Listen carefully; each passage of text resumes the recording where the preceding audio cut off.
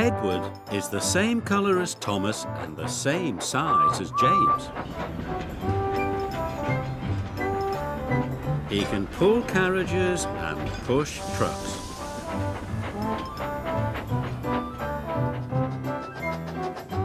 And he often works as a back engine. But Edward is old and not as strong as the other engines, so sometimes Edward feels left out. The Duke and Duchess of Boxford came to visit their new summer house. They came on their own private engine called Spencer. Spencer is big and silver and very fast. When Spencer pulled into Knapford, his driver had exciting news for him. "You have beaten Gordon's record," he said. "Of course," boasted Spencer. "I'm faster and finer than all the engines on Sodor put together." The Fat Controller's engines were very cross. "Spencer's just a big silver show-off," sniffed Gordon, and everyone agreed. The Fat Controller spoke to the engines. "Spencer will take the Duke and Duchess to their summer house. Another engine will take their furniture." The Fat Controller's engines saw their chance for a race. "Please, sir," said Thomas, Percy, Gordon and James, all together. "May I go?" "You all have other work to do," boomed the Fat Controller. "Edward will take the furniture." James and Gordon groaned. "Fancy sending a back engine to do an express engine's job," sniffed Gordon. "He'll lose the race and let the old railway down," said James. Thomas and Percy were cross. Edward was their friend. "Spencer has a bigger boiler," said Thomas, "but that just means more hot air." "And on his steam he can beat a pouty puffer any day," added Percy. Edward set off, slow and steady.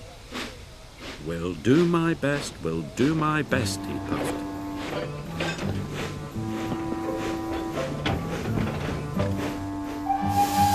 Spencer set off and quickly passed Edward. "I've won already," he boasted. And with a whoosh, he was gone.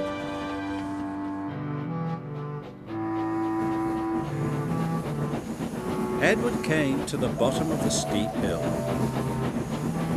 The freight was heavy and he felt very tired.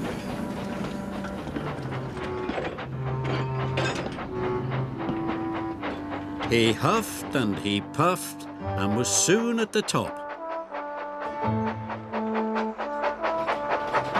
He could see Spencer in the distance and set chase at once. Edward raced down the hill. Spencer stopped at Wellsworth Station. The Duke and Duchess wanted to buy some tea and cakes from the refreshment lady. Edward teetered into view. "Hurry up, old boy," laughed Spencer. "Can't have you finishing too far behind me." Edward wished he could have a rest too.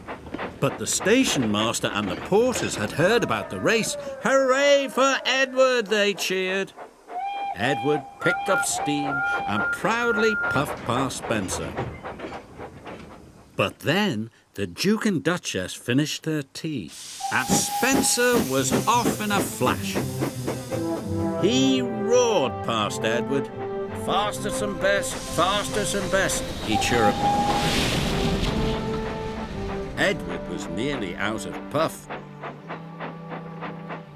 The furniture felt heavier than ever.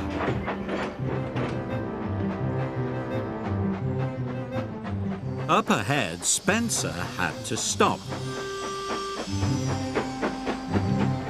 The Duke wanted to take some photographs of the countryside. The Duke set up his camera. Spencer closed his eyes. "Nothing to worry about," he said lazily.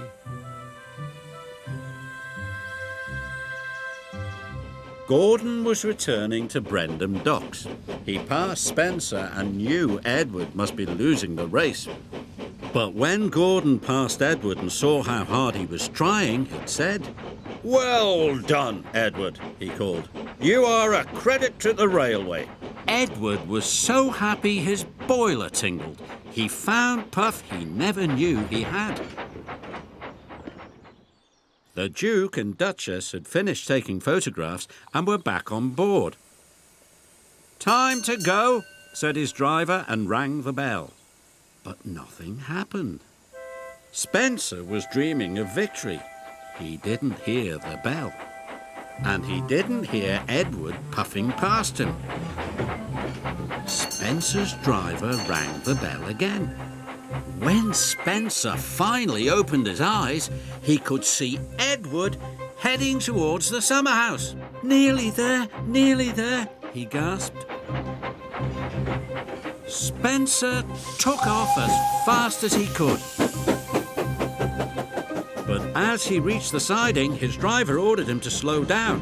"These are old tracks and you are a very heavy engine," he said. "You must go slowly." Spencer had no choice. He had to slow down.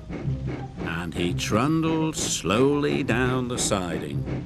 With every click and every clack, he knew that he had lost the race. Edward puffed towards the summer house. "I've won," he gasped. "I did it." Edward felt like a really useful engine. "Hooray! I've won!" he cheered loudly. Edward felt like the pride of the Sodor Railway. And he was right. Special thanks to my Patreon supporter, Master Painter, and I give an extra special thanks to those patrons of mine who have chosen to remain anonymous. If you'd like to learn how to get your name at the end of every new video that I upload, please consider supporting me on Patreon. Link is on my channel homepage under my channel description.